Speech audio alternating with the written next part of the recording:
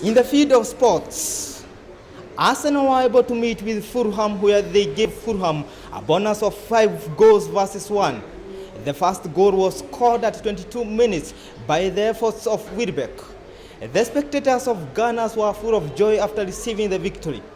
Here in just over 5 years, passed upon by Vieto, chance for them here, and Vieto shot. It's a good save by Lerner. It was deflected, but almost a flying Fulham start. Welbeck, good run, cut back towards Lacazette, tremendous work by Le Marchand there. Cut back in by Monreal, then Lacazette scores, turned on a sixpence and buried the chance. 1-0 Arsenal, and Fulham still can't get a clean sheet. Look where the goals come from, the left-hand side.